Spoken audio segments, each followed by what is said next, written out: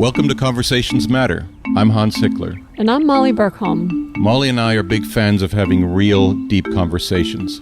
So sit back, relax, be present, and really enjoy this one. Today we're going to have a very special interview with a woman named Dr. Megan Poe. Poe, or Megan, she goes by both, is an absolutely phenomenal human being. She is brilliant, a graduate of Yale, Harvard, and Columbia. She has her own private practice in the West Village in New York City. But even more than that is the person who Poe is. She is one of the most present human beings I've ever met. She has this ability to be so present that you're able to really see yourself for who you are. She also has the ability to bring out the love in people. In fact, Poe also teaches a class at NYU on love, which happens to be the most popular class at NYU. And I think Megan defines love in a way that we probably haven't thought about it. Really interesting. It's almost like every conversation starts with love in the middle. Yes. I think you're really going to enjoy today. Let's dive in, try to be so fully present. There's so much here. Thank you so much for joining us, Megan. Thank you. I'm so happy to be here. It's already fun. It's so funny because Megan and I just met for the first time in the physical body, but we already felt like we knew each other. And when I was watching your TED Talks and your videos online, I was in my house, standing up, watching them on my computer going, yes, yes, yes, she gets it, she gets it, she gets it. Connection and love and emotion and everything. It just was this huge aha when you find your soul sisters and the people who resonate and are open to deep connection and feel the power of that and are actively bringing it to life in the world. So wherever you want to start, go for it. Tell me about what connection means to you, or what.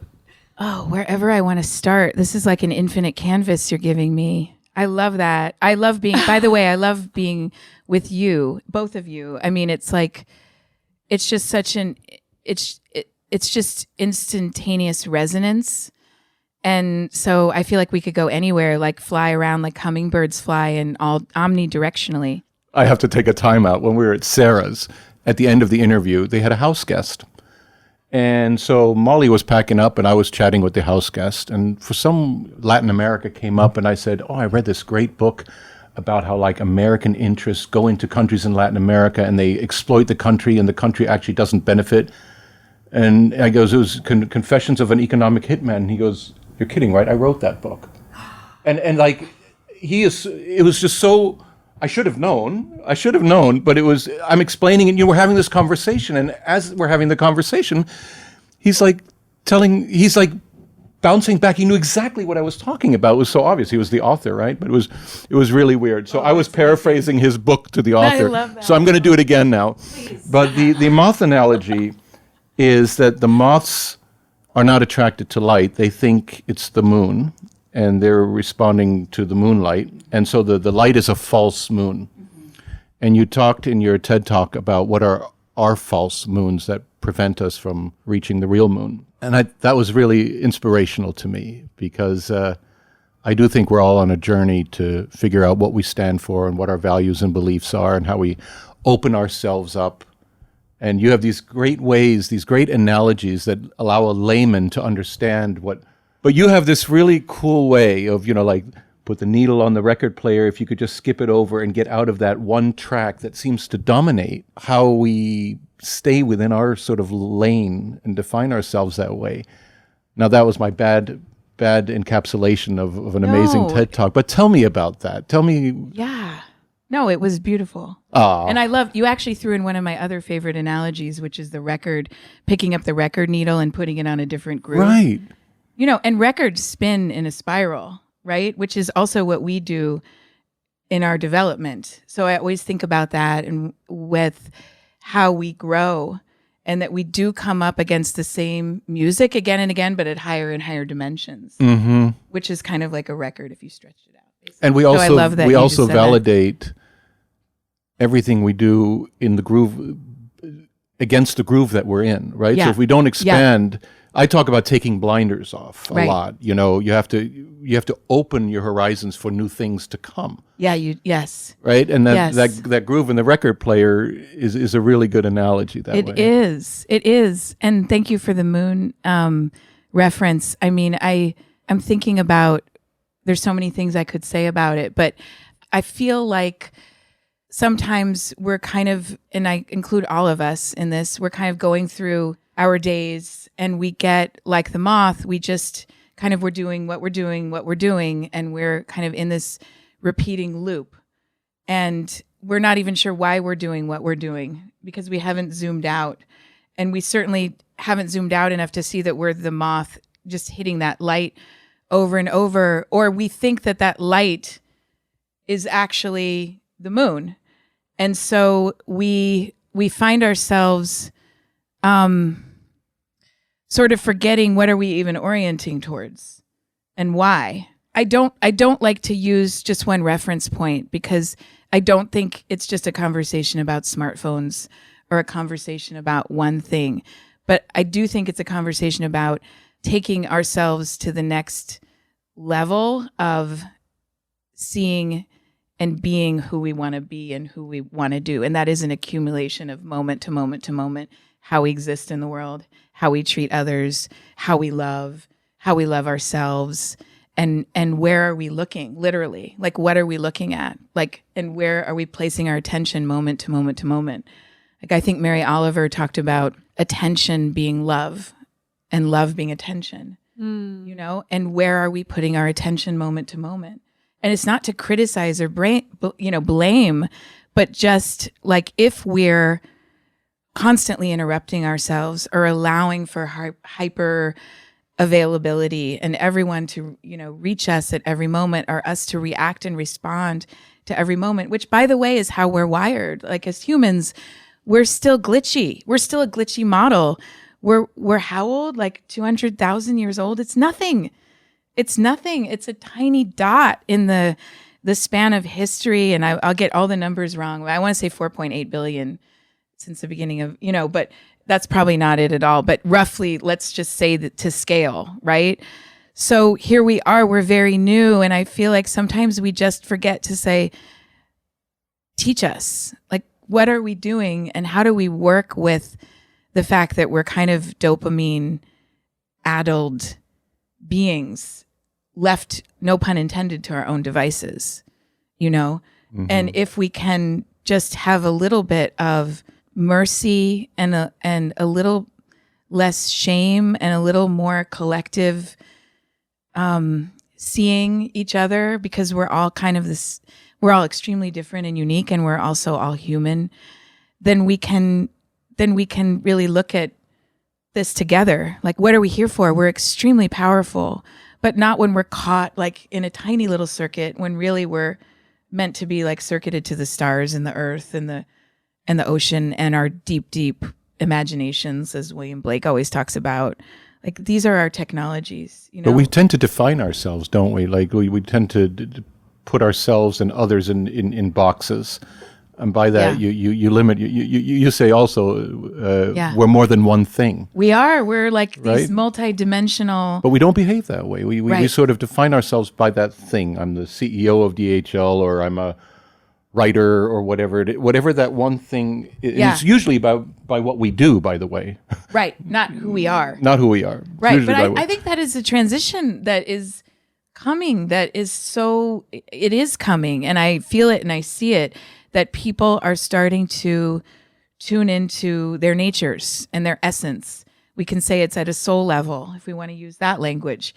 But the idea that who we are matters as we are. And that someone was saying recently, like, what shows up when I show up? Were you saying that? I feel like maybe you were quoting this to me, and now I'm quoting it back. But the idea that our beingness, if we take time to listen to ourselves and attune to our beingness and use our gifts, which is our nature, which we do need to tune into and reflect and listen to and understand, and then we move in that essence, we can be a billion things. Yeah. Because those are just outward radiations of our true nature and our true expression, right? And relationships can be a million things. Oh my right? gosh, yeah.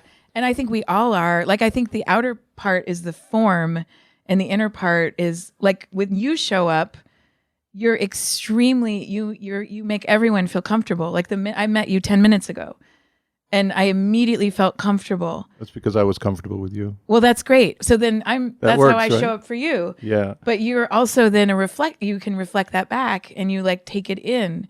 You're an amazing listener. And when you're a great listener, then you give someone a receptive field. And then because they feel a receptive field, it's like literally like a meadow.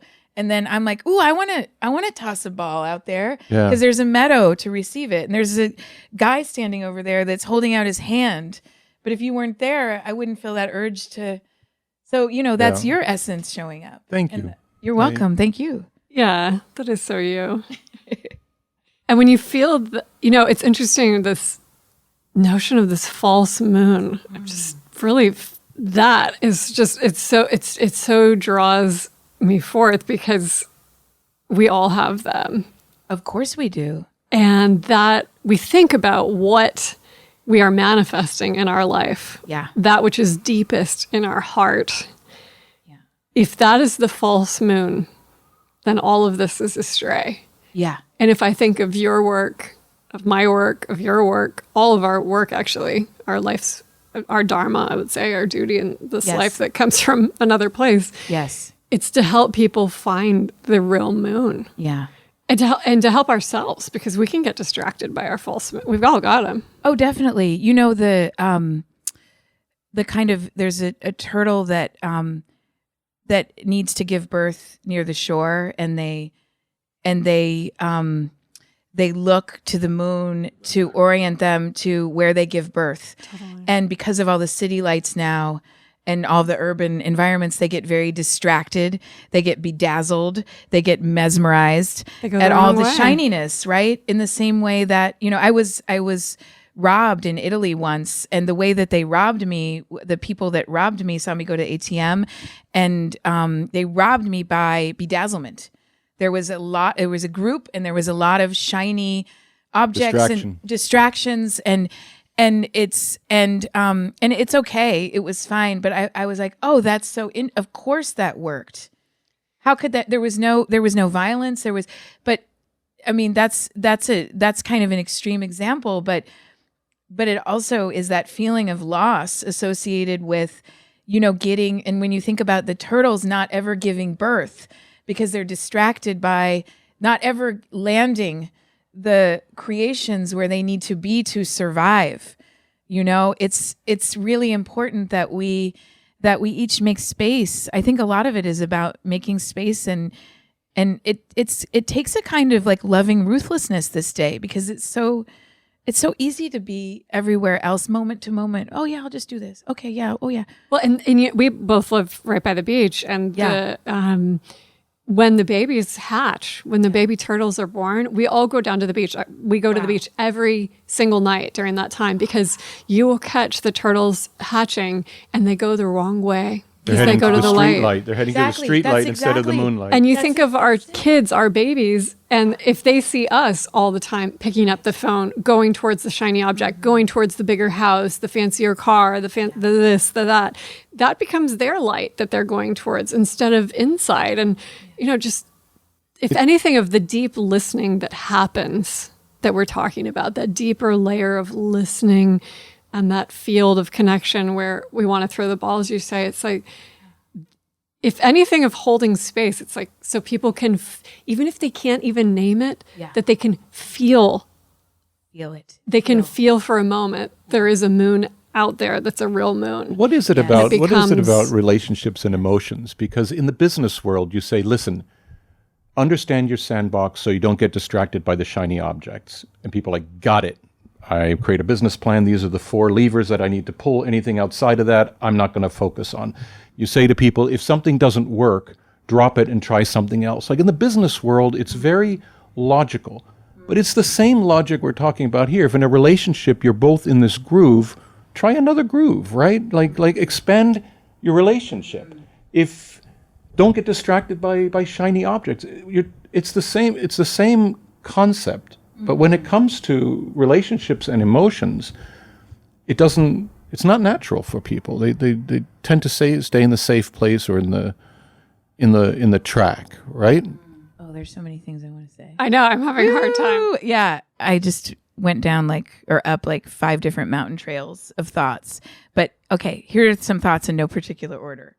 Number 1, neuroplasticity, meaning we have this ability to, our brain can change itself and our beings can change by creating new experiences. So what's awesome about that is if you can have the courage to do something, even because even for a minute, it will have total reverberations, which is kind of amazing. So the law of neuroplasticity, in my experience with patients, in teaching and in working with companies, in making art and making music, in all these realms, and so many more, that if you can plant that seed, it will go quantum, meaning if you can get on stage and talk in front of one person and that one person is your audience, you can do it. You can, and it's for 1 minute.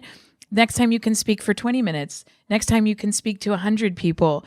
Everything. So a lot of it is just starting that trail, stepping one step into that fresh snow, and then you can take the next step. And really, it's kind of amazing like that. But to your point, it's really, people, I think we all can get into our templates and our molds and our patterns.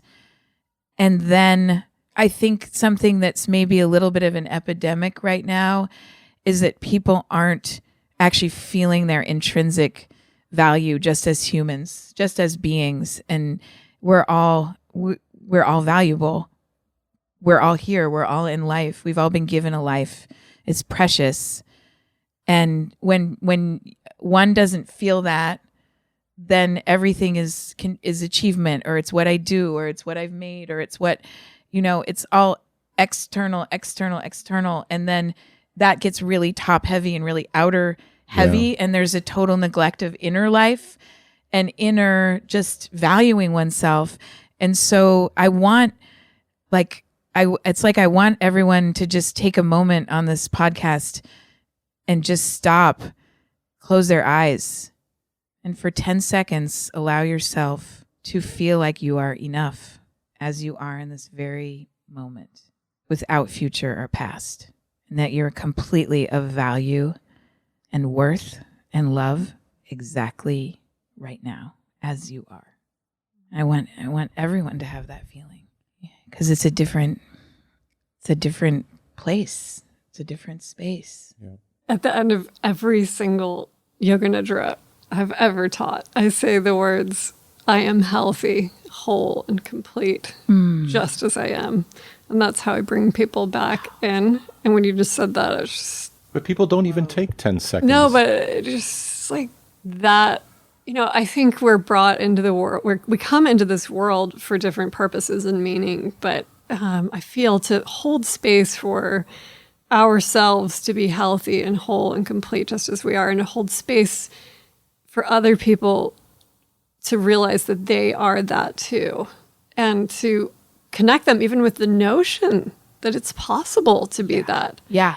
Is everything. And yeah. And it's not, people don't take the time. That's why we have to take the time to hold space, and not to get into the fixing and changing agenda, and not into the goal setting, and not into the whole story. I mean, all of that is great. I mean, I'm always evolving. You guys are always evolving. I'm always listening. I'm always learning. I'm always asking, what can I accept and know about myself so I can show, so I can become more real, more transparent, more whatever I want to be, creative, however I want to offer my gifts. We all have things that we're working on, but that's different than this kind of seduction of self-improvement that's this dangling future self that then deserves something or gets to, or where we're living next to our own life always, and that thing is very separating, and it's separating all of us from each other, and it's separating us from co-elevating each other,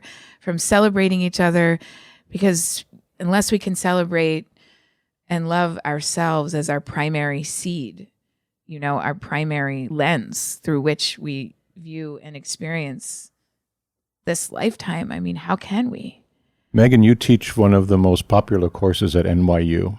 Is it on love? Is that what is the name of the course? Yes, it's called Love Actually. Okay. And I'm actually not teaching it it's going strong, and we have amazing teachers teaching it, and I loved creating. I created and designed and taught it for, I don't know, maybe 6 years or something. I have a question for you. What does homework look like in this course? Like, what kind of homework do you give people?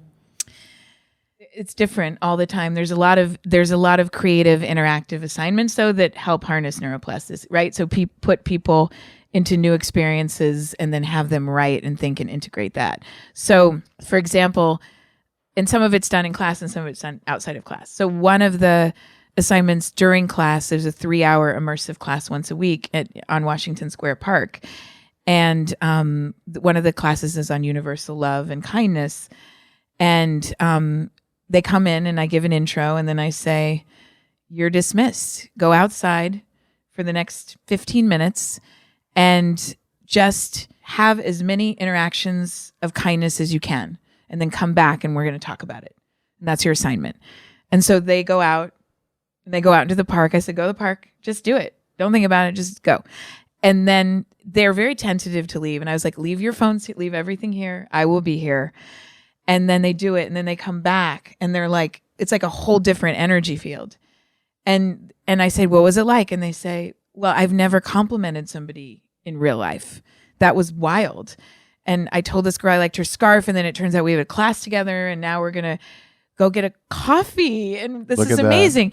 And they're really, many of them have just not had these experiences, and they said, I didn't know that I could do that. I didn't know that I could just approach a new person and have this kind of moment. With spontaneity. Yeah. And then another example would be, there's 1 week on technology and interfacing with technology and relationships and friendships and self-love and all of it. And the assignment is to design their own tech map for the week. So it's whatever they want to do to reinvent their relationship to technology based on their own habits. And so like one girl tracked her That's Instagram scary. usage, right? And she came back and she said, oh my God, I was on Instagram for 21 hours this week. That's almost a whole day of my life just in this 1 week. Yeah. And I said, well, actually it's 2 because we sleep. And she goes, oh my God, in the whole room. And then this other woman, she took a day off of social media, and she's a singer and songwriter. And she said, I wrote 3 songs. I wrote a poem. She's like, I don't think I've ever been that like in the flow in my life. I sat under a tree. I laughed with my friends, so everyone had their own, and other people said I failed miserably. And I said, it's not about getting it right. Like just have an experience, just take a try, and see what happens. So assignments are sometimes like that. And that's great. Yeah. You didn't have a cell phone for a really long time, right? Well, I had a flip phone for, about 2 years. Oh, Molly's story about you is much better. Molly said she didn't have a cell phone. She didn't do emails. I'm like, wow, I want to meet this person. I dream of not She having had a flip phone. I really would throw the whole thing out. If it wasn't for the fact I'm a single mom and I have to pay for my kid's life, I would swear to God that would be on the curve. And you are on a group chat with 70 people. She is on a group chat with 70 people. That's a lot of 40. Wow, but it 40. Could be amazing. It all depends on how you use these that things. Group is one of the most enriching things that I do. Right. So I'm not going to denounce that group because it's one of the places I go for nourishment. We all seed each other. Oh, totally. Ideas. But I'm just saying you wouldn't get rid of your cell phone. I wouldn't get rid of that probably, but in general, the email, all that stuff. And so, what was that like? What? Yeah. Tell me about your experience going from flip phone to smartphone, or like maybe just the role that the choices you made in taking that flip phone moment. Yeah, that I dream of. Well, I think what we're still figuring out as a culture is, I think we sort of signed up wholesale for this constant availability, which just came kind of insidiously, like, kudzu, that plant that kind of grows over every tree. I lived in Georgia. So I feel like we had kind of like you totally know then. So I feel like, so it's kind of, for those that don't know, it's kind of this very hyper growth plant entity that grows over, like blankets over, like a carpet over anything, any other living thing, any plant, any tree. And, at first you can look out your window or something and be like, oh, that's like a topiary, like Disneyland. Then you're like, oh no. And it actually smothers everything underneath it because nothing else can photosynthesize, right? So I feel like this is a little bit like what happened with, and it's no one's fault, but because we got these phones without getting years of training and mind training and attention training about how to, we have no martial artistry. Like, we have to make it up as we go along. Like, I think everyone just kind of signed up for this idea of I'm available 24/7. And it was funny because, as a doctor in medical school, we had a beeper and it felt like we were saddled because someone might beep us at some time, and want something. But now we've all voluntarily signed up for way more than that. So I think over the years, I was really just feeling, well, what is the way that I want to be present moment to moment, most potently and most effectively for myself, most enjoyably? Obviously, like you, I'm a mom and I need to have I need to be reached. But what else is going on? And it was feeling like a lot of static and just walking around and seeing everyone just pointed down, everyone's head, and just seeing this sort of that happen in New York and feeling the kind of sea change of even just eye contact and heart contact. And I thought, well, what do I actually want? Like, we each create our own reality. Like, if I'm the artist here, what do I want? And what if this is actually important? And what if this is just kind of a current that I don't need to swim in unless I want to, or how? And so at first I just started to try to get text messaging off my smartphone, and I started to try to develop apps to do that and things, or an auto reply function. And I went down a lot of tech, essentially like rabbit holes that bounced me back, because no, that isn't possible. You actually can't delete it from at least Apple at this point, et cetera. So I started trying to figure out, well, how do I just keep what I love? Like, I love voice memo, for example, which is why I eventually went back to a smartphone, among other reasons. But I love voice. I love these. So I started trying different ways to get creative about it. And then I realized, oh, we're actually not free here. We're actually not in a position where we can choose if we want to be texted or not, and this sort of thing. And then I got kind of mad. And then I felt like this isn't something I want to be doing right now. So then I got a flip phone, and I loved having the flip phone because I felt like it just filtered the people and the situations that really, like, I love talking. I love voice. I feel like sound is medicine. I feel like voices are medicine. I feel like it was harvesting more of the wavelengths of what I wanted and brought me joy and brought others joy. And I can be on the phone with someone for 1 minute and feel amazing. I can be texting back and forth for 10 minutes and trying to schedule something, and my whole brain hurts and I haven't done anything, and it's just exhausting and I'm depleted. One energizes me, the other. So I just was kind of tuning into my own music around it. And I was like, okay, well, that's pretty clear. So then I got the flip phone, and that was amazing. I mean, a lot of people, weren't happy about it in my life because they like to text, and we have fun texts and photos and this kind of thing. But what it did was it really separated the static from the noise. And it did take out some other pieces that I enjoy, like I was just saying, but it felt like life could operate in like a lot of flow and synchronicity. Also, smartphones you can do that with. You can also be very synchronistic. And I'm not anti-tech, and I'm not I think, using technology to organize, and I mean, we can synchronize the whole planet with like a message. I mean, that is amazing. Yeah. The networks, the availability here. I just think it's also easy to get caught, especially someone like me who loves to be helpful and loves to be generous with her time and her energy. I could only be doing that all day. Totally. So I had to really, so I spent about 2 years on the flip, and I was really also in training to be able to then use a smartphone without like it sucking me up, basically. And so now I have one again, partly because the flip phone's broke.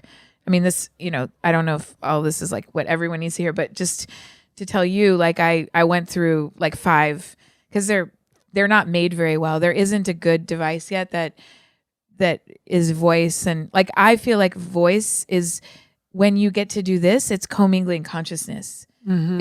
It's about, and texting is one-sided, and it's like what you said, it's like a particle.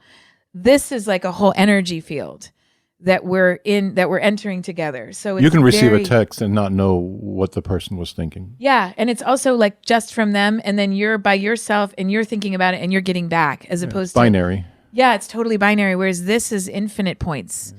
Like so it's totally different palette. Even the way we process emotions, so much of it comes back to hearing different voice modulation, to hearing the vibration of voices, yes, to hearing sounds go up and down. Like a mother that sings a lullaby to her child, the voice goes up, it goes down. That's how we learn. Ancient chanting, any lineage, it goes up and it goes down. Jaya Ganesha, Jaya Ganesha, Jaya Ganesha, Pahimam, Shri Ganesha, Shri Ganesha, Shri Ganesha, Rakshamam. And it's like, that it's been happening for thousands of years, that we've been using the voice we don't even know it's happening. Subconsciously, it's happening. It's happening in the cells of our vibration. body. Yeah.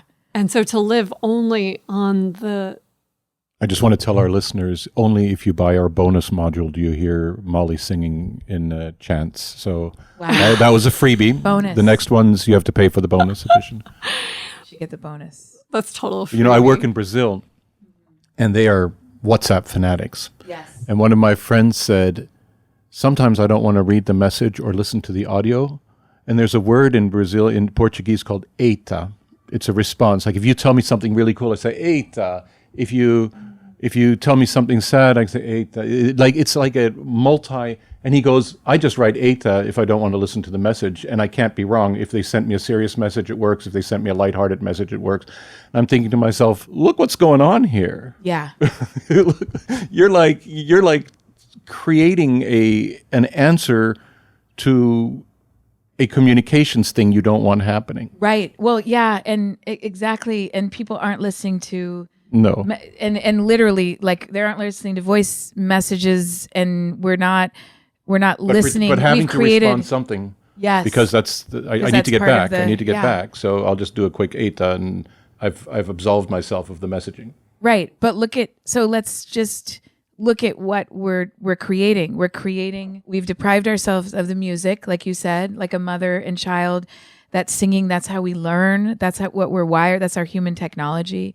That's attunement. So we've deprived ourselves of the music, of the voice, and then we've deprived ourselves of the listening, and we've deprived ourselves of the energy that comes from like being with, because that taps into like a lot of energy, and we've replaced it with a non-response, or like a flat, like a non.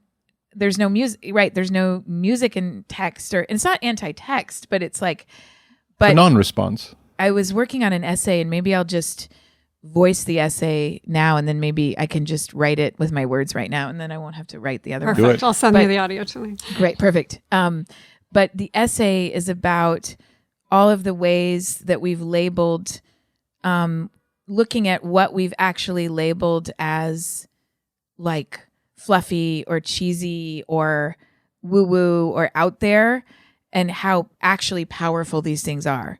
So voice, right? Voice is now an endangered species, which is why what you guys are doing is so important. And all that's contained in that, like we said, music, consciousness, all these things. Eye contact, cheesy, people say. Well, it's very powerful to look someone in the eye. And so, that's interesting. What else? Tree hugging, another example. Trees are very powerful. When you put your hand on a tree, it resets your nervous system. They're parasympathetically available to us all the time. Try it. Spend 1 minute touching a tree and tell me you don't feel better in your nervous system. it's very powerful, not to mention all the other dimensions of trees and what they're here to teach us and what they give us, right? In terms of nature and life. Children are cheesy to people. Children are the most powerful teachers on the planet. They know things that most of us are just trying to recover in our data systems and trying to remember, like, molecular remembrance, right? I can go on, but like, it's really interesting, all of the things that we've cut ourselves off from in the name of it being, I don't do that. I'll give you one. Yeah. What I cherish a lot is getting a card. Yes, right. Nobody sends cards anymore. You send your analog. Christmas card, everything. Just do, send an email card or an e-card or whatever. To me, there's something really special about. Like my 94-year-old dad will pull out a card I wrote him 2 years ago. Yeah. And just love it. He's never done that with an email I wrote him, that's for sure. Exactly. Right? Because something went into that. Something went into it. Your energy, your handwriting. Oh, I have to tell you this story. So when I was in college, I used to, I didn't have a cell phone. And I would write emails to my family. And I would send my family, an email regularly. And so when I graduated from college, true story, my dad hands me a 3-ring binder of all of our emails. That's incredible. Over the time that I was in college. I'm not going to start crying just talking about it. And it was like... He kept every one. He kept every single one, and he printed them, and he put them into a 3-ring binder. And and it was so beautiful. But that was, in some way, it was like, and it was interesting because, of course, the email account held it. But it's like a coming back to what's real. I refuse to use the e-reader. I want a book. And the same with the cards. Recently, when I was in Venice, I went to this guy. If you ever go to Venice, I think it's the best thing in Venice. There's this guy, his name is Gianni Basso. And he has the oldest print shop in Venice. It's down on a street as you're walking to where you take the boat to the cemetery. And on the way, in the midst of his shops, are casket stores, and you can buy those plastic flowers or real flowers. And I mean, it's in the middle of, like, not the tourist area of Venice, obviously. So anyway, he's got this old shop, and he's got all these old printing presses, and he will make you your card on this beautiful paper. And he said, this is a Microsoft Office. He's like, these are the 4 fonts that I use. You can pick one. And he takes the little plates and he puts them in there. And then you pick an image for the card. And so I was thinking, okay, I'm going to make my business card and I'm going to put all this information on it, my cell phone, my email, whatever. And he's like, or not. Just skip it. Just put your name on it with a beautiful image. And so I did. I just had my name and an image. Of course, my website has the ways to contact me. Her business has floundered. She hasn't received a call in years. It's totally not true. People get it and they're like, wow, this is really special. Yes. And then on the back, if I want to give someone my phone number or email, I'll take out a pen and I'll write it. There and you then I go. write them a little message, something of the moment. And it makes it so personal. And every single person I've given that card to is like, thank you so much. It feels so special. It is so special. Yeah, it is. And it's your vibration. And I think it's like our how do we get literally like our signatures out into the world? Both of your stories of these, like, really tangible. It's our energy. It's our source energy. And it's not about like backwards or forwards, right? Because we're all very interested in the future. So this is not about going back. I want to be clear. Totally. When we're talking about that, I completely agree. And it's, but we're talking about feeling the essence of things and the aliveness of who we are in these exchanges, rather than feeling a deadness and a numbness and a dissociated quality and something that is far less than what it could be, because we've deprived ourselves of a way of doing it. Maybe because there's a different way that's easier or less anxiety provoking or quicker, so to speak.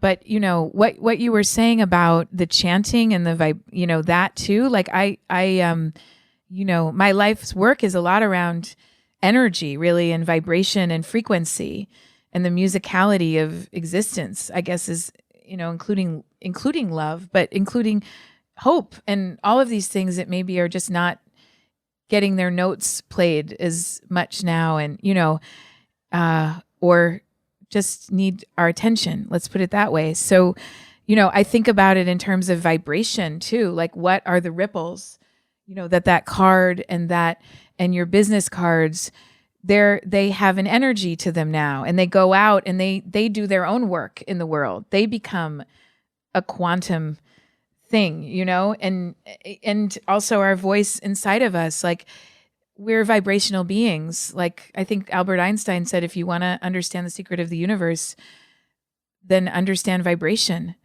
And to me, this is all the things that we're talking about. We're talking about that, whether it's voice or our energy or some material, essence of who we are. It's understanding that that's who we are. Or chanting, like in the yogic traditions, we talk about singing and chanting and voice vibrating and shifting, our different anatomies. There's the Western anatomy, which, we studied, which is the physical body. And then there are lots of other anatomies that include the 10 bodies and include an understanding of the nadis, which is like 72 channels within us that are like our inner harp that gets strung. Right. And then it's times 1,000, which is your 1,000-petaled lotus. So it ends up as 72,000 ultimately, which is amazing. But when we think of ourselves as like an inner harp walking around, it's a little different than thinking of ourselves as thumbs and eyes. It's again, how you show that picture of sheet music and it's got all its pauses and and then you said, but this is sort of what our life is, and it's all the notes, like the page is just full of notes. Yeah. Right? Like a cluster, a clump of cacophony. That is what it's like, right? Yeah. And you got to create your pauses and listen to the notes. And when I saw that, I thought of the Star Wars bar scene. That bar scene in Star Wars where all the weird-looking people. Tatooine. I love that scene. They're all playing an instrument, but the music is just horrible because they're all playing their own thing. One's going, the other one's going, da, da, da. There's no harp. There's no resonance. It's just noise, but right? At the same time, it's so funny that you mentioned that scene, because if you talk to Star Wars lovers, like it's like Tatooine. There's some, talk about like on a vibrational cellular level. Think of all of the Tatooine bars you've been to in your lifetime. I know we're all travelers. Like I remember in Hanoi going to the Tatooine. In Paris going to the Tatooine. Like there's always that place where the randoms show up and come together. No, but I would use that all the time in business. A meeting that's gone completely out of control. Everybody's talking and not listening. I just say, stop the Star Wars bar scene. Like everybody is on transmit. Nobody's listening to what the other one's saying. Everyone's on their own music and just trying to get their point out. And you're talking, I'm already creating my answer. I'm spitting it back at you before you. Right. I mean, slow down, pause, listen to the music, And and you're talking about silence too, which is. Yes, I love silence. Yeah. I mean, it's so powerful. It's taken me time to really, and I'm sure it'll keep evolving, but understand it for all that it is. Like silence is its own really high vibration. Mm-hmm. Sometimes if I'm kind of like something's happening at home or someone says something and I'm kind of like, I'm flustered and I want to react. And if I can just be in that space and vibrate for a second, I'm here. I love you all. This is hard. I'm not doing anything particular in this moment. I'm just going to exist in this. It's so incredibly powerful. And like, what's his name that said the silence, the 1 square inch of silence? Do you know who I'm talking about? Oh, and he says silence isn't the absence of anything. It's the presence of everything. Yeah. The what silence. Is it? Go quietly amidst the noise and haste and remember what value there is in silence. You heard that? Beautiful. It's that phrasing, right? And the silence reveals the sound in a different way, and the sound reveals the silence, and we need both. It's that in, the yogic terms, the spanda. The sound brings us into creation. The Bible says first there was the sound. It brings us into creation. And through sound, we can also dissolve back into the source or let the sound reveal the deeper silence. So the silence wouldn't have been effective if nobody in the room was saying anything. But then to call people's attention to the silence and to come back to that home ground of being brings the harmony back into it. It brings the symphony back, into attunement versus the chaotic piece. And it's interesting because, Hans and a lot of my work is with people who are not at all yogis. It's with the U.S. military is my biggest client, and with companies, corporate America. Yeah. And it was interesting because I tell them all the time, if you really want to be successful in this next round of evolution, you have got to learn to calm yourself down and connect with consciousness. Oh, definitely. It's the next wave. It's the next phase. And there's no going forward without it. It is the next wave. That's beautiful. I mean, because that's a good thing for us to talk about, right? Because I think we're in this bridge time, and the next wave is about expanding our consciousness. It's balanced.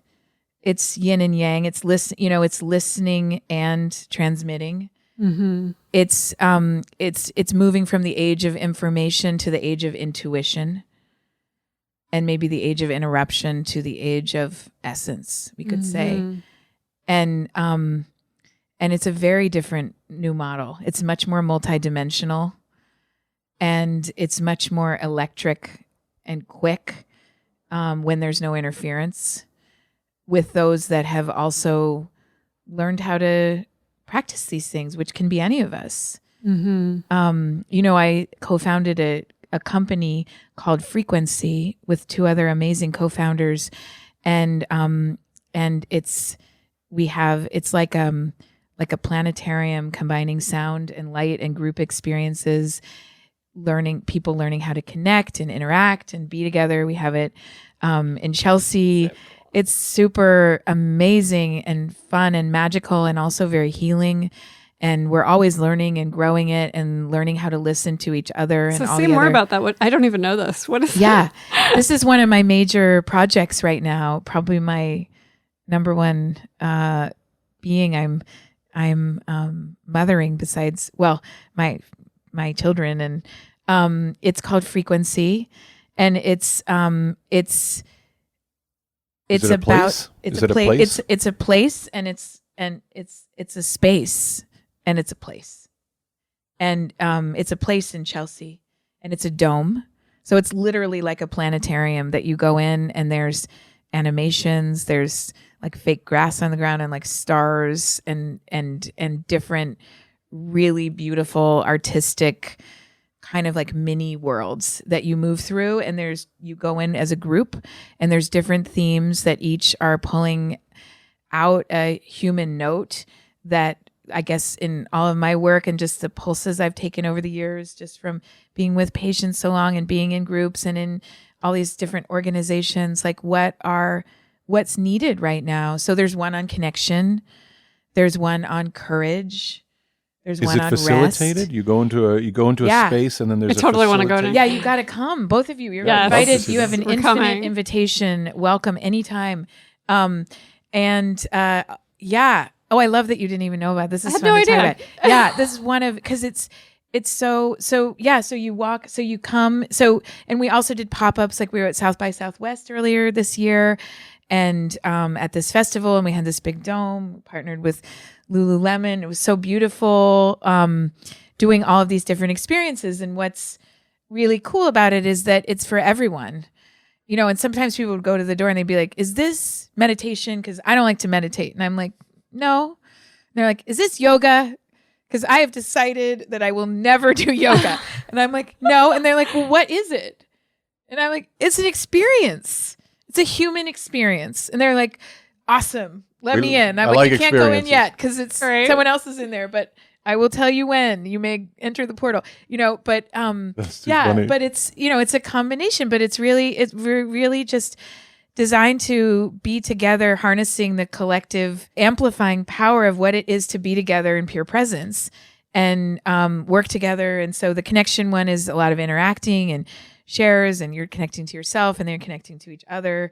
The courage one is you have to practice being in a group and stepping into discomfort for you, because courage is being able to tolerate discomfort and be vulnerable, right? I mean, we call it courage. We could also say it's practicing vulnerability is really what courage is, right? Yeah. 100%. So we do that as a group. And they go, so we have our permanent spot and our lab and our creative studio there. And we work with all different composers and musicians and artists. And then our core group, and we're all artists and musicians and composers and kind of human nature. That's very cool. Yeah. Thank you. It's so interesting that just listening to you now, there were several words that came out, and I just noticed they had the same core. You said symbiotic, symphony, and sympathetic. And it's all this, like, in the past few minutes, it just kept coming up, and it's this notion of these things that bring us into attunement. Yes. So how do we do that? That's creating experiences like this give these opportunities to have adventures in consciousness and to find the place from which we've never left, because it's always been here. And it can be just the pathway home. Absolutely. It is the pathway home. Home is our inner home, and home is feeling like we're all a part of this world, and we all get to be here, and we deserve to be here, and we all belong. Even when we don't feel that we do, we also then still belong. And I think it's a great question. I'm sure I have my ideas, and you have lots of ideas too about what that looks like. But I feel like it can happen at any moment. We can do that. Like we can decide that we're going to enter a space of pure presence.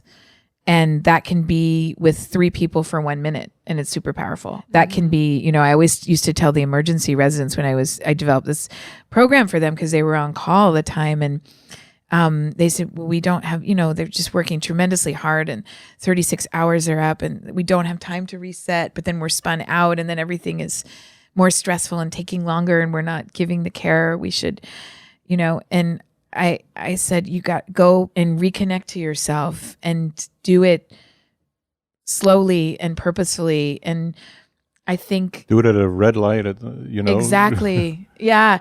And do it in any group, and then circle up. I mean, I really feel like circling up, like what your WhatsApp does for you too.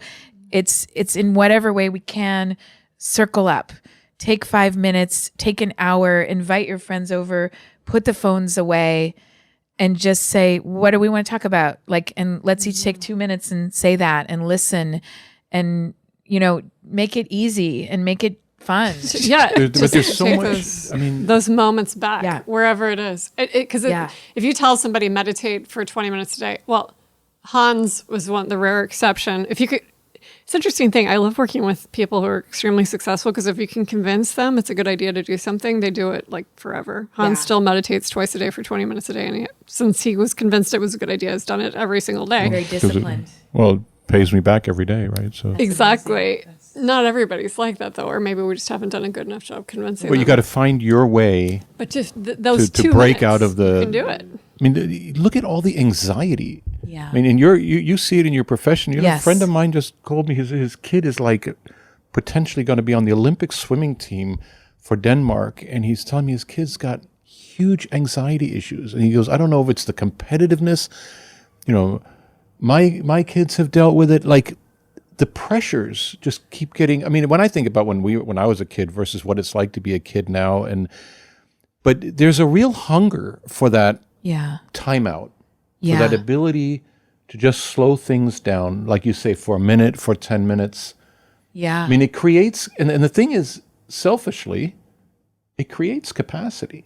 You can do more. It does. You can do more. Right, because you're it's counterintuitive. Right. Well, and you're also, it's like dilating the sphere to include everything instead of that one thing. And I feel for your friend's son, because it is, I mean, if we take the world as it exists at face value, and we let it just act upon us, or we're born into that, reality of today.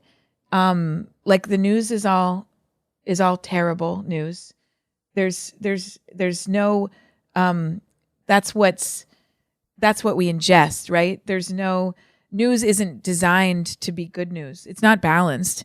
If we had balanced news, that would look very different. If news represented reality in proportion, that would be different. But so we're being barraged by all of the only bad news, and that's 24 hours a day. 24 hours a day, and then we're being sort of constantly asked something of, and the sort of the cadence, like we're saying, like that cluster of like just the there's a nervousness, right? Yeah. There's a And so what would we be if we were made of that stuff? You know, we would be anxious, which is what we are. And then if we can pull in other things, we can shift that. And a lot of my, I think my work with people over the years is to give them permission to feel their essence and their power, and give them permission to create space so that isn't what is just being kind of ingested all the time, because who wouldn't be anxious given that, you know? Absolutely. Which, you know, I mean, it's... Well, we've put the measure of success as the external. Yeah. Wow, that's so cool. Your son is going to be an Olympic swimmer. Wow. They've really achieved something. And it's like an outer construct. Then if he loses, he's the one who lost the chance to be an Olympic swimmer. Yeah. We see Michael Phelps, he lost it because he smoked pot after he won the prize, you know? And it's like anytime the incentive is some sort of external thing, you will hit the point where it causes suffering.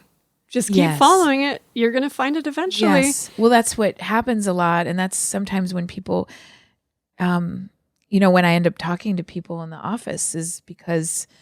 I mean, not always. Sometimes they're just ready to expand a lot. And that's really, but sometimes it's because they lived all of the dreams that they had bought, that they had been conditioned to take on as their dreams, to get the money, to get the house, to get the whatever it was, the endless accolades, and it's not to diminish any of those things when it's a source of joy in what a person actually wants. But when we're told that's what happiness is, and then people hit all those marks and they've sacrificed a lot and they end up feeling empty, it's devastating. Mm-hmm. It's devastating. And because they've lived a dream that probably wasn't even their dream, but is such a cultural dream, like a mass marketed dream. I mean, there's a lot of industry that creates these dreams, and it takes a lot of courage and some space and some discomfort to be able to say, is that my dream? Is that what I actually want? Is that what we are here to do? And so, yeah, I mean, and I feel like we're also in the midst of like a real cultural revolution about what's our collective dream now. Like Yoko Ono said, one of my spirit animals and heroes, like she said, you know, to dream, a dream alone is just a dream. To dream a dream together is called a new reality. So what collectively is our dream now, you know?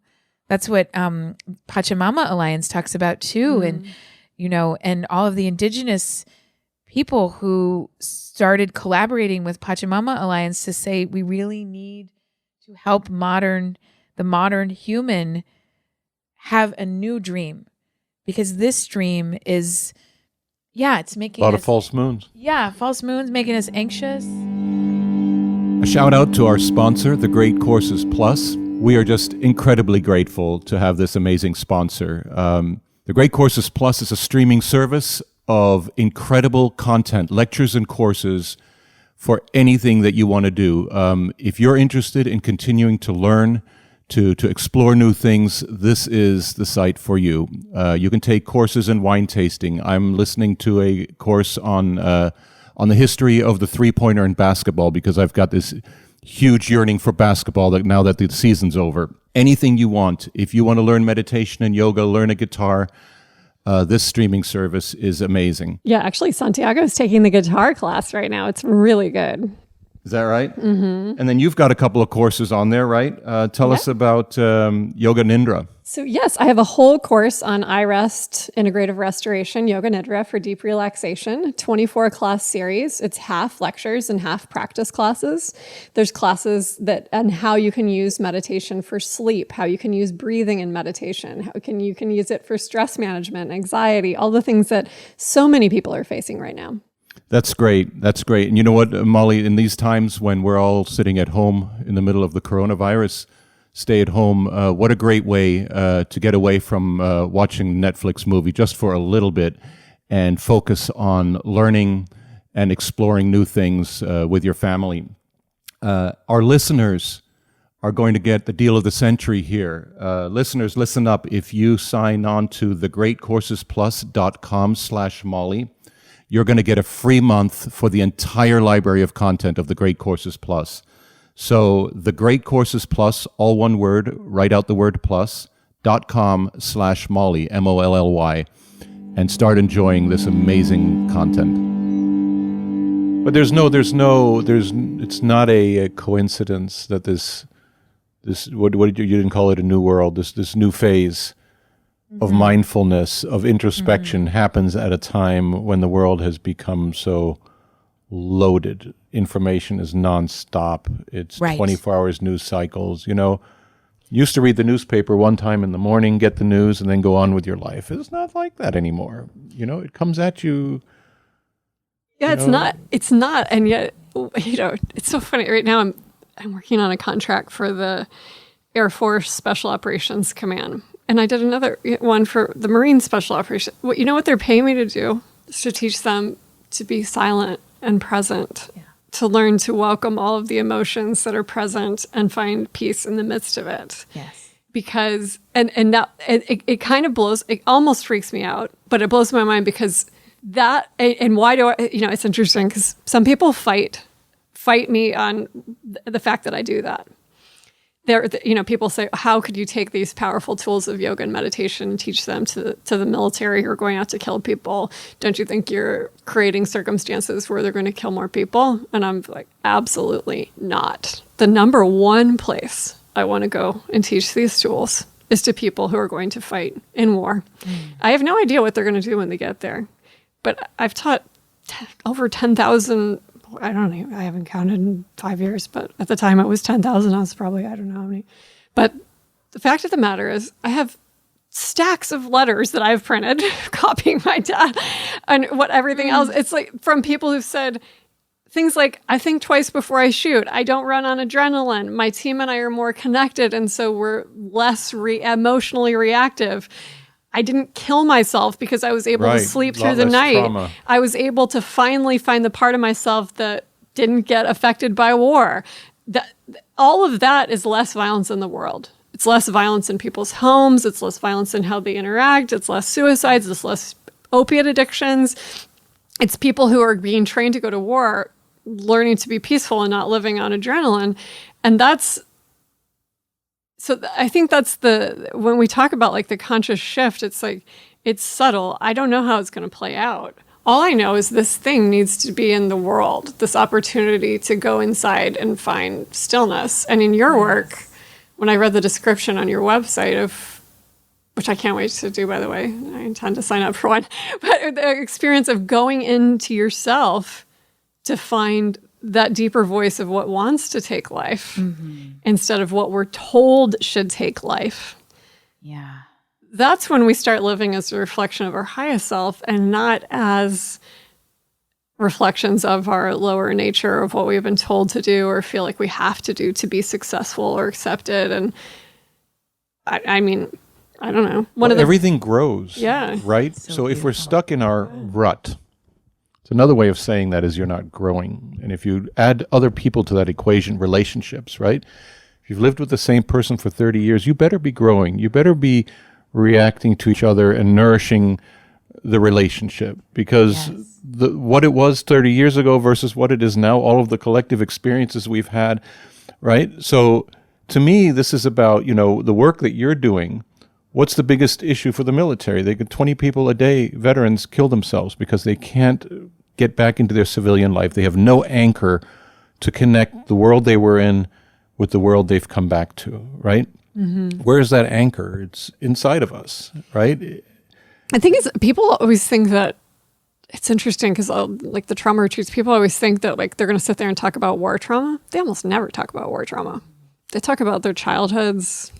They talk about, that's where the newer trauma just brings up the older trauma that was never dealt with. Do you find that in your work? Definitely. Yeah. I mean, I'm so moved. I just want to say I'm so grateful and so moved by your work. Thank you for sharing that. I feel like it's so important for people to hear that that's happening. And it's, it's just, I think it fills all of us with a lot of hope. And I just want to say, like, thank you. Thank you so much. Thank you. Yeah. Because it's, and I feel like I'm saying this on behalf of all the people you've touched and all the lives you've touched that you might not even realize. Yes, all the direct notes, but think about everyone in their families that has rippled too, and their children and their parents and their friends and their colleagues and their buddies and their sisters and brothers. And it's really, it's amazing. I can feel it in my body, and it's really incredible. You know, I keep the notes. It's funny because one time somebody said, well, why do you keep the notes? Like to make yourself feel better? Or I was like, it has absolutely nothing to do with that. The notes, I feel, it's all, whatever I'm projecting out here is what's happening in here. Exactly. The notes are reflections of places where I am still going away from myself. Otherwise, this dream that I'm creating wouldn't be playing out. So they're all reminders to come home of the places that I still need to come home to. And the places where we as a society still create separation. It's funny because I had an experience recently. I was at a yoga conference, and these people who were at the conference like kind of came after me. And I think maybe that's why it's coming up, is like they came after me like, how could you do this? How could you take the sacred ancient teachings of yoga and teach them to killers that are killing all these thousands of people? And it's so funny. It's like, I think it also, even that, it implies this sense of like elitism, like some people deserve peace and other people don't. Like an us, them kind of thing, as opposed to we're all actually interconnected. We're all one. We're all human beings who are experiencing suffering. Yes. Every single one of us, including the military, including... I think anything we can do to help people cope. I have to cope with things, you have to cope with things, the military has to cope with things, right?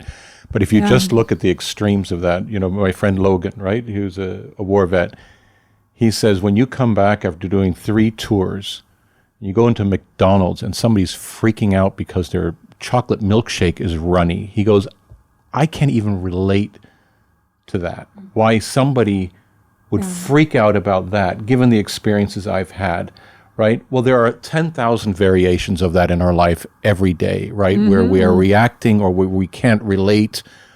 So if there's any kind of tool that allows me to get some semblance of peace or quiet before I react like that, right? A friend of mine, a meditator, said to me, Hans, what I love most about meditation is that not every emotion requires a reaction. Right, which is one of the biggest things that I've learned, is that there's nothing written that says I have to react to everything you say, or that you say, right, or that you have to react to everything I do, right? That's right. Because it's about me, it's not about you, right?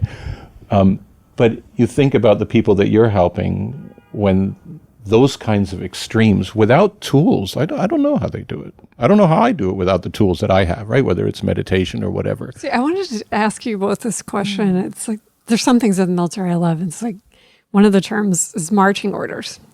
It's like the thing that comes from on high that you're told to do and that you have to do. But I think of it like dharma. It's like the thing we're being told we have to do. What do you... I know mine is 100% clear in my head. I'm here to alleviate suffering in all its forms. Whatever that means on any given day, I don't know. I just show up and I do what's put in front of me. But I'm curious what both of yours are. Like if you could think of what your marching orders are. Like if there was one theme, or I don't know, maybe the yogis would call it sankalpa, that which brings us into harmony, and by nature bringing us into harmony brings the world around us into harmony. or the thing that draws you forth into life? I don't know. I think of this little girl, Greta Thunberg, 16-year-old autistic girl from Sweden, who actually her innate nature is not to speak. She's got this autistic condition that's called mutism or selective mutism, where they only speak when it's really important. And now she's going to win the Nobel Peace Prize for, the work she's doing with climate change. So that's what I thought of. I think intrinsically we all want to leave the world a better place than we came in, and intrinsically we want to support the people we love and care about. And I think there's people we love, we care about, but then there's also this, we should love everybody, right? Which means we should care for everybody. But for me, what I was put on this earth on, I've survived some pretty scary moments, and I'm still here. So I think the purpose is still happening. But I do think it's just to make us care a little bit more about each other. That comes to me with calmness and clarity, and just taking time out to understand that everybody's got a story.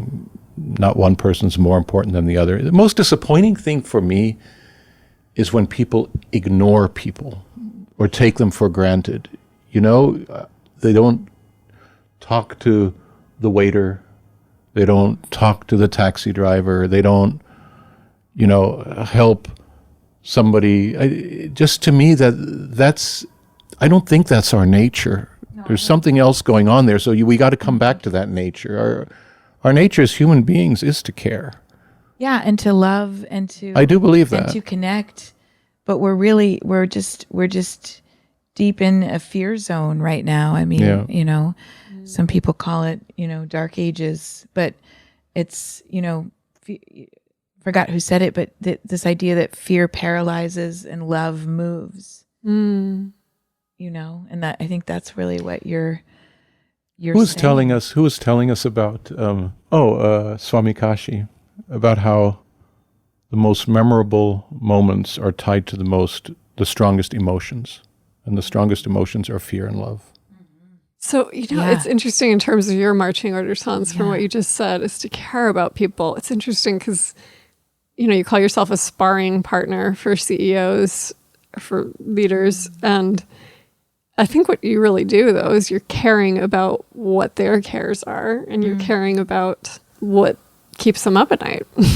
And I want them to hear some messages that they may not hear in their normal environment from somebody that's been there, right? So I want them to understand that you can actually put all of your humanity into your job and not risk your job or not attain all the things you want to do. The people he helps too, he doesn't just help wealthy people, he also helps social entrepreneurs who are like providing health care to people in the favelas of Brazil. So it's, believe me. That's what I really like to do. One pays for the other. Yeah, so that's right. He has his own socialist economy in his business. But so... I think we all might have our own socialist economies. Yes, we do. That's great. So I guess in that marching order, it's like, I love that notion of it doesn't have to look woo-woo, because I know what you do with spiritual work. And I've talked to people who have worked with you, and they have a spiritual connection with you. And I feel that too. That's why we're doing this together. I mean, but that's what's interesting about it is it doesn't have to look like that. Like, you can't see Hans right now, but he's in his jeans and his funky magenta black polka dot socks and his bowling shoes and his ponytail. And this is how he goes into Goldman Sachs, by the way. He could care less. He doesn't care. Right. He has no suits anymore. Actually, that's not true, because I saw you on your son's wedding. You had a suit. That was the first time since 2012 that I'd worn a suit. So, once every decade. So, but what's cool is that it can look like that. Smoking cigars, hanging out. It doesn't have to look like that. Connection can look like whatever you want it to look like. Totally. And I think we've got to get out of these boxes and out of these notions of what it is, and allow ourselves to be whoever we are, and enjoy that and be that and celebrate that and know our value. And it's really, I love smoking cigars too, actually. All right. I used to do that with my Great dad. little Soho cigar bar here next to the Soho Grand. So I'm enjoying you in that, and I but it's, anyway, I'm just kind of enjoying you two together right now a lot. Like, it's just really fun for me to be here splashing around with you, and also your chemistry, your alchemy together I love the splashing around theme. That has to go into our intro. That's exactly what we want to be doing. Is we're not solving world hunger, but we're splashing around and we're finding cool stuff. Yeah, but you're like dolphins, like splashing around. Dolphins are also the highest communicators. I mean, they have the deep sonar telepathy. They have the deep sonar communications going, as do the two of you and all of us right now. And so dolphins also look like they're just having a good time. And they're diving together, they're playing, and they're this interconnected, amazing, I don't even know what to call them, like intergalactic species that we can all learn from. I mean, but that's but how can we not? Too. It's right. Above my desk, there's this quote, effortless power instead of powerful effort. And I feel that that's totally what all of us do. That's it's what like we do. Effortless being. It's not work. It's amazing. We're just being present, really. Well, but we're playing. I mean, you're bringing in like all the like play and frolicking and joy, and these are like how, like when we have those, we're in flow, right? And when you were just talking about the military earlier, I was thinking about that you're also bringing, we can call it a feminine energy, we can call it a listening energy, we can call it a yin, but there's a million names for it in all kinds of in different, and archetypes, but it's this energy that allows for flow and allows for us to be in our flow together, which is play. I mean, play and joy are like the highest vibrations. Kids know that, and their work is their play, and they're very focused and on point, right? It's not about, again, play isn't about like being just scattered. It's about like you're in the flow. And I feel like that's also what you're bringing is this, and what we're all, I think that's right. Like, I think that like playing and it all goes, it all goes together. So I'm aching to know what are your marching orders? I want to have it crystallized in a few words like the two of you, but it might not come out that way. It might just need to be that I just start kind of channeling it, and then we like the block of marble and we chisel at it. I know what it contains. I'll start with the ingredients, helping to tune us to our higher capacities of being and enjoy who we actually are as humans and what we're here to be. Celebrating multidimensionality and reclaiming what that means to be a body and a spirit and a soul and in so many dimensions at once, earth and stars. Emanating unconditional love, and what I sometimes play around with these ideas of like molecular remembrance and mature innocence. So it's something about like permission for every human to constantly be both in their deepest knowing and new. Really our infinity, I guess. Being in our infinity together.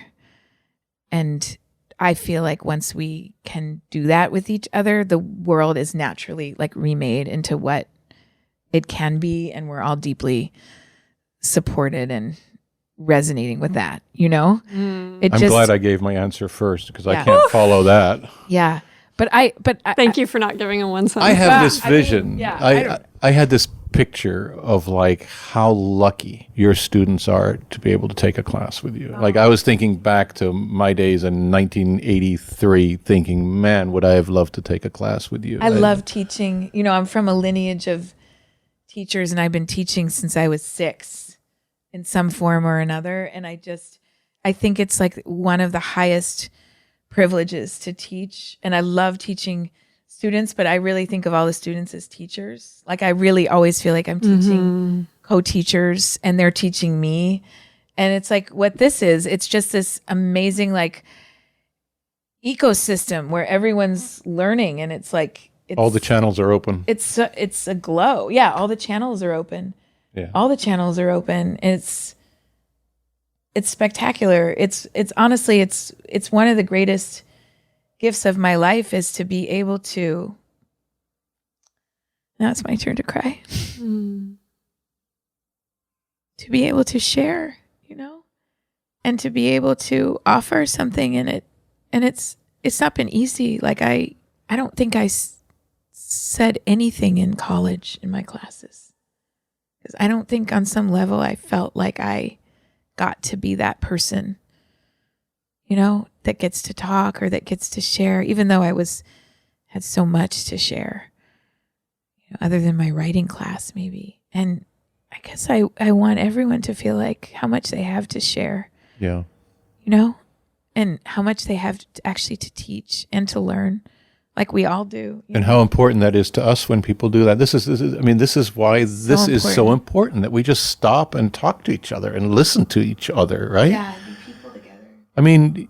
Be vulnerable together. Yeah, I feel like I'm maybe not a better person, but I feel like I got a hell of a lot out of this conversation. I really do. It's just taking the time to listen to each other and what we have to offer. It's amazing. Hans held the time. Okay, just curious. I'm curious for those of you listening.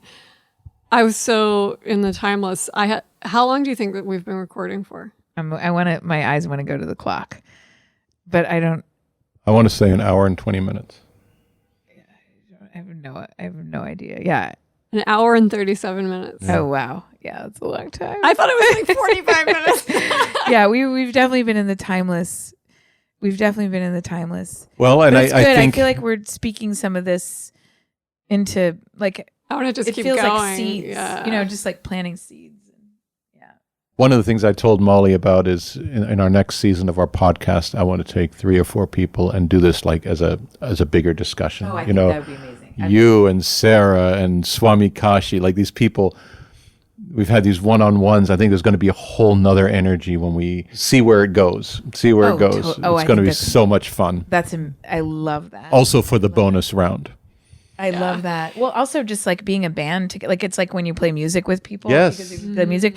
And when you're playing with someone new and you're like, oh, and now I want to sing this. I can play into that. Yeah, exactly. Or making art with, like I do a lot of collaborative art and music. I don't want to go yet because. Okay, fine. Well, you tell. Okay, right. For those who haven't, please go watch Megan Poe's. She's got some amazing content online. Please go watch it. But for those who haven't watched it yet, talk about a piece you've done, or maybe the piece on love, or whatever you want. The Washington Square piece. Some of your art. Yeah. So I get these often through just sitting and listening. I'll get kind of these airdrops. Like they're like airdrops, like on your computer, where a vision will just come in, and it basically I call my instructions from infinity, and it will ask me, "Your marching orders. Do you want to? Do you want to do this?" Amazing. And I'll say yes. And then it becomes mine. Because you can't say no to infinity. No, you can't say no to infinity. That's how I do everything. Yeah. Oh and so it's very receptive, right? This is why I was feeling like you're receptive, because that took me a while to learn in life, that I could really listen and be that receptive and then respond in those ways rather than feeling like, the other stuff we talked about. And so this was one of those where I was at a Kundalini yoga class and I was meditating, and the love portraits came in, and I saw it. I saw the whole thing. And I was like, yes. And then I turned around. I knew the woman behind me, Julia J.P. Robbins, who's amazing, is a photographer. And I said, Julia, do you want to do this with me? Like, I just got this. She's like, yeah, let's go. Let's go tomorrow, So we went. So what we did, and I love this kind of creative process in all my art. And I've been making more art. And because I really feel like art, Gerard Richter said art is the highest form of hope. So I really want to just keep making more and more art because it's so powerful and it puts people right in these, gives them a chance to encounter themselves, right? Gives us all a chance to encounter ourselves. So anyway, we went out to Washington Square Park and we set up the camera, and I just roamed the park and I asked people, and I had somewhere that was going to a music festival, and I said, do you want to be part of this art installation? And they were like, huh? And I was like, just a couple minutes. They'd be like, okay. And here's what we do. And then we'd bring them over to this old tree and basically ask them to, and I didn't know what was going to happen, by the way. Like I knew it was important to do this, but I could not have told you what it was going to be or become at all. Like I just had the seed. And the seed was this. The seed was ask them to think about somebody that they love, that they want or need to say, I love you to. And it could be a friend, a relative, someone that has died, a pet, or a part of themselves, or anything else that came to mind. And when they've got that in their head and their heart, to look straight through the lens at that person or entity and say, I love you, only those words again and again until you feel it everywhere, until you're ready to stop, and then you're done. And so what happened was people would start to say it and I love you. And then they start to feel it. And then it's like amazing to watch the footage because they become it. Mm-hmm. They become it. And you really have they to see the become footage. love. Go online and see it. Yeah. Oh, thank you. Yeah, so that was, powerful. I was the same way. I was really I became part of the energy, right? Yeah. And that's what we're wired to do, right? Is that, and when I show that to like a big audience or whatever versions of this, when you watch everyone, I mean, we call it mirror neurons or attunement or anything, but the whole audience like hatches and blooms in the same way the person that's saying it. And then it's had like a lot of, it's had its own life now. Like I've collaborated a lot with Kristen Sudeikis, who is an amazing dance choreographer and visionary and love artist on the planet, and started Forward Dance Company to bring dance to all and movement. Talk about love moves. This woman is incarnate love moves. And we did collaborations with all of her dancers. But yeah, I feel like these kinds of, but it takes, like, I didn't know to do that when I was young. When I was younger, I didn't know to just say, oh, that's enough. Like someone's given me, I've got this vision. I guess maybe not everyone else has it. Why don't I just do it and see what happens? And here it's had this fabulous, life of its own. And a lot of the other creations I've done also, they just, they're not really, I've done them though. That's the wrong way to say it. It's not accurate. It's they asked for my participation, because really these things are flying around the unified field, and whoever has their antennae up gets that message and gets to do that. Hans says the exact same thing. Yeah. So Hans says that about business ideas. He's like, I have no idea how people can't make money. There's like good ideas floating everywhere. You just have to like pick one and do it. I'm like people. I think people go through life like this, and they look for opportunities. I'm like, the opportunities are there. Yeah. You just have to take the guardrails off, take the blinders off, and there's a whole nother world out there, right? Of stuff to receive and see and respond to. But we're going 120 miles an hour. We don't have a single second, and we're not going to see that world unless we make space for it. So I think you have to the same thing applies to making money in business as it does to relationships, as it does to art. And by the way, when Megan was talking about that, it's like how you say, emotions aren't in the head, they're felt. So when you say I love you, it starts as a cerebral, I'm going to say it, but when it's felt, it's not felt in the head. And you can see that in your art, in the videos. You can see the exact moment when it moves from she's told me to say I love you into the camera, when the body takes over, when right? The body, right, and the whole when the heart and when they feel it, it's like their whole. You can see it in their eyes and their cheek muscles. Everything changes in that moment, and I'm watching it, and at that very moment, I'm like, wow, you're like, I'm doing it. I'm mirroring, You feel it, and like any music and it's all music in that way, right? It's yes. Someday I hope that they're playing all over a city at the same time, like in a massive transmission, like hundreds and hundreds of different people that have gone through that process, and they're just like little transmitters. Imagine every billboard in Times Square. Every one of those billboards with that. That's okay. That'd be so universe, cool. We're speaking it loudly with all our manifestation energy. Times Square. Yeah. Surrounded by videos saying, I love you, I love you, I love you. And to be in the middle of that and receive that. Or people in a stadium. Having cancer patients in the middle of the stadium, having the whole stadium saying, I love you, I love you, I love you, I love you. Saturation. Yeah. But that's what I love. I mean, and I think we all, I love also big groups like that where we can I was at Bretton Woods this summer, and it was so beautiful doing the opening and closing ceremonies and doing these ceremonies that are also activations, that are also So what are lectures. Bretton Woods for people who don't know? Oh, Bretton Woods was this gathering of, I think, about 250 global leaders. It was they were invited and flown in to have a gathering around how can we reallocate resources on the planet? What is the new dream that allows for abundance for all? So it was ecologists, thought leaders, activists, photographers, all at the top of their game, coming to say, how can we rethink and recreate this together? And it was, anyway, it was really amazing. And it was on the 75th anniversary of the original Bretton Woods, was of course where the global modern currency was invented. So it's like, what is the new currency?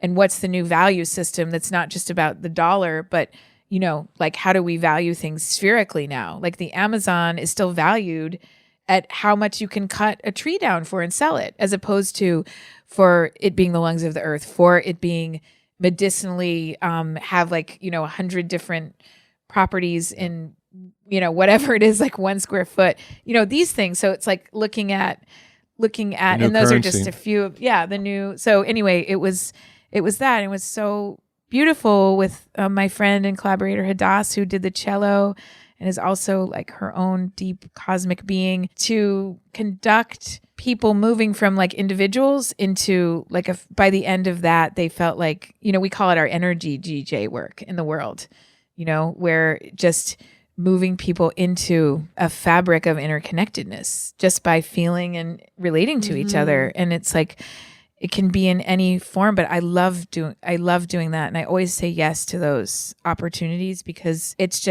so quick and so powerful and so amazing to see what happens after that moment. Just kind of like what we saw after the love portraits, and the art was really being there in person, where people were like, thank you. I had no idea this was in me. I think that's so amazing. I mean, if you take, your work with the military, you take what went on in Venice, where people got together to talk about these kinds of issues, Bretton Woods, we've come a long way, baby. We can talk about, there's a lot of really good stuff going on. I do think the times they are changing. And they are. We talked about this before. Sometimes you got to get almost to the depths to rise up. But it's rising. Well, you got to get to the low tide to see what's really there. Yeah. And then once we have the low tide, we can see all that's there. The thirst is there, and the soaking up is there, and the wonderful people are there. The wonderful people. People are so beautiful. We were talking yesterday. We're working on, it's funny, this is we have one more podcast for our first season after this, but it's like kind of our wrap, and amazing. We're so glad that you're it's so fun. But at the end, we have to come up with what it's actually about now that we've seen what it's about, because this whole thing was very organic from the beginning. It was just to have deep conversations with people and see what happened.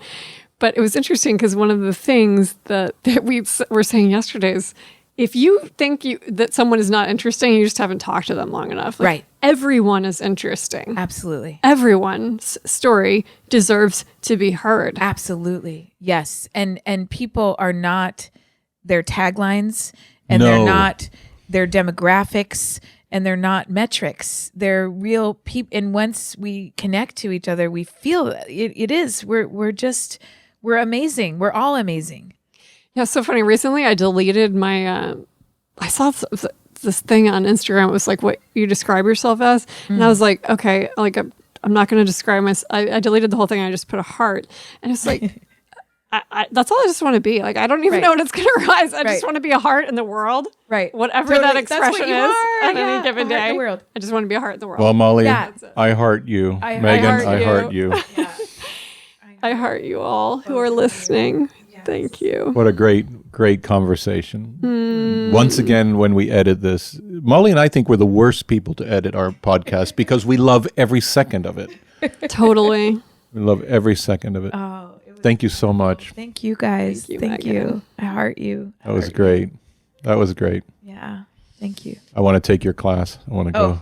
It's a fun class. Okay. Can we close with this? Yeah. Everybody out there who's listening, let's take like 60 seconds and tell everybody I love you. And you can join in from home too. First, just feel it in your heart.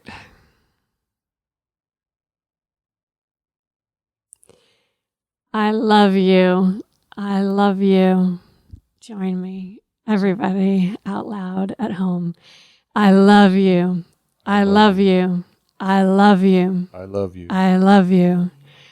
I love you. I love you. I love you. I love you.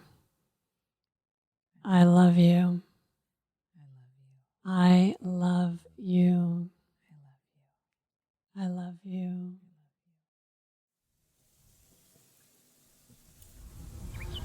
Our podcast, Conversations Matter, is produced by Amalia Briggs. Our sound engineer is Matthew Tucker, and our amazing sponsor is the Great Courses Plus. Thank you. We couldn't do it without you.